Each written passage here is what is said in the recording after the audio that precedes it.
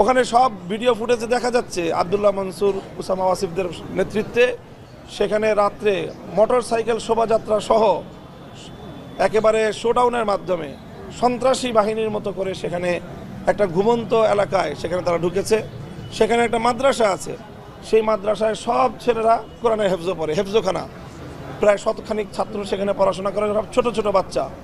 সেই বাচ্চাদেরকে জিম্মি করে তাদের শিক্ষকদেরকে বেদম প্রহার করেছে, আঘাত করে এমনভাবে আঘাত করেছে যে তাদেরকে মারাত্মক ইনজুর্ড অবস্থায়, মুমূর্ষু অবস্থায় তাদেরকে হাসপাতালে ভর্তি করতে হয়েছে।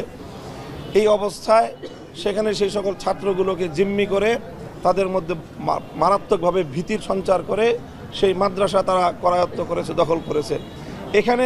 এখান থেকে সার্জিস আলম নিজে, হাসনাত আবদুল্লাহ নিজে ওয়াসিফুল ইসলাম সাহেবকে জানিয়েছে যে সেখানে মাদ্রাসা আছে, সেই মাদ্রাসায় পর্যন্ত আপনার বাহিনী তারা হামলা চালিয়েছে।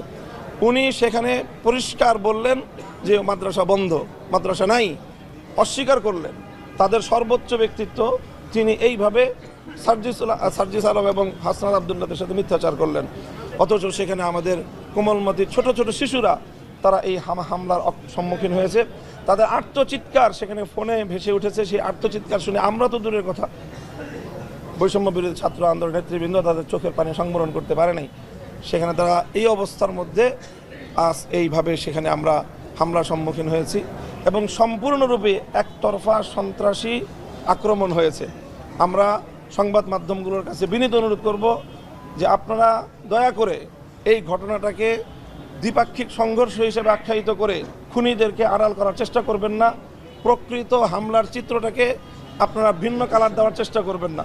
যদি আপনারা এটা করেন তাহলে সংবাদ মাধ্যম তাদের দায়িত্ব পালন করতে আমি মনে করি যে ঐতিহাসিকভাবে আপনাদের ভুল হবে এবং সেটার ক্ষেত্রে প্রকৃত ঘটনার প্রকৃত দোষীরা আড়ালে চলে যাওয়ার হয়তো সুযোগ পেতে পারে।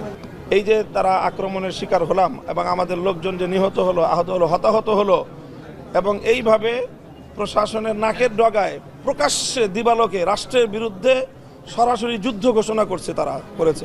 কারণ এখানে পরিষ্কার যে স্বরাষ্ট্র উপদেষ্টা মহোদয়, ধর্ম উপদেষ্টা মহোদয়, সকল উপদেষ্টাদের নেতৃত্বে এবং সর্বোচ্চ আইন শৃঙ্খলা রক্ষাকারী বাহিনীর সকল সদস্যদের ইনভলভমেন্টের মাধ্যমে অব্যাহতভাবে বৈঠক চলছে। গত সারা রাত বৈঠক হয়েছে, তাদের সাথে হয়েছে, আমাদের সাথে হয়েছে এবং আজ সকাল 11টা এবং 12টায় দুই পক্ষের সঙ্গে স্বরাষ্ট্র মন্ত্রণালয়ে হাই প্রোফাইলের বৈঠক হওয়ার কথা এবং সেই বৈঠকের জন্য আমরা প্রস্তুতি নিচ্ছিলাম। সেখানে আমরা কথা বলবো এবং আলোচনার মাধ্যমেই আমরা একটা মীমাংসায় পৌঁছবো। তো সেই ক্ষেত্রে এরকমভাবে অতর্কিতে হামলা চালানো এটা গোটা রাষ্ট্রযন্ত্রের প্রতি, সরকারের প্রতি, গোটা বাংলাদেশের প্রতি একটা সম্পূর্ণরূপে একটা চ্যালেঞ্জ বলে আমরা মনে করি। এবং আমাদের এই ক্ষেত্রে ধারণা হলো এটাই যে স্বাভাবিকভাবে বাংলাদেশ বিরোধী যে চক্রান্তটা রয়েছে, যারা বাংলাদেশকে এই মুহূর্তে অস্থিতিশীল করার চেষ্টা করছে, বাংলাদেশকে ধ্বংস করার চেষ্টা করছে, সেই বাংলাদেশ বিরোধী চক্রের সঙ্গে এই হামলার অবশ্যই যোগসাজশ রয়েছে। এবং তারা যারা এই ক্ষেত্রে ওই সাতপন্থীদের যারা দায়িত্বশীল তাদেরকে আমি মনে করি যে এখন কোনোভাবেই তাদেরকে শুধুমাত্র তবলিগ জামাতের মুরব্বী হিসেবে পরিচয় দেওয়ার কোনো সুযোগ নেই। তারা সম্পূর্ণরূপে মানে রাষ্ট্রের সঙ্গে, বাংলাদেশের সঙ্গে যুদ্ধ ঘোষণাকারী একটা মানে সন্ত্রাসী বাহিনী হিসেবে তাদেরকে চিহ্নিত করা ছাড়া আর কোনো উপায় নেই। আমরা ঘটনার সংক্ষিপ্ত বিবরণ আপনাদের সামনে উপস্থাপন করলাম। মিডিয়ার সকল দায়িত্বশীল এবং সংবাদকর্মীদের কাছে আমাদের উদাত্ত আহ্বান থাকবে যে আপনারা দয়া করে এই ঘটনাকে সংঘর্ষ হিসেবে আপনারা নিউজ করবেন না। এটা একতরফা হামলা হয়েছে সেখানে এবং সকল যারা আহত, ইনজুর্ড, যারা নিহত তারা সব এক পক্ষীয় আর আক্রমণকারীরা আরেক পক্ষীয়। এখন কারো বাড়িতে ডাকাতের আক্রমণকে যদি আপনি বাড়িওয়ালা ডাকাতের সংঘর্ষ হিসেবে চিত্রিত করেন তাহলে সংবাদ মাধ্যম কোনোভাবেই আপনারা দায়িত্ব পালন করছেন না, বরং আপনারা ডাকাতদেরকে আড়াল করার চেষ্টা করছেন বলেই আমরা দেশবাসী এটাকে এইভাবেই নিবে।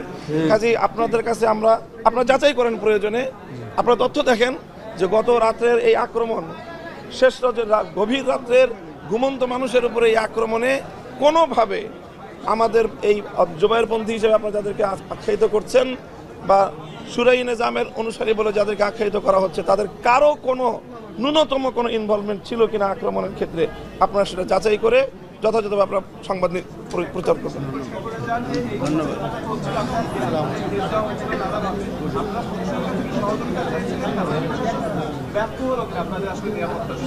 অবশ্যই প্রশাসন আমাদেরকে গত রাতে নিরাপত্তা দিতে ব্যর্থ হয়েছে। অবশ্যই যদি তারা প্রশাসন যথাযথভাবে দায়িত্ব পালন করতে সক্ষম হতো তাহলে কোনোভাবেই এই প্রাণহানি ঘটতো না।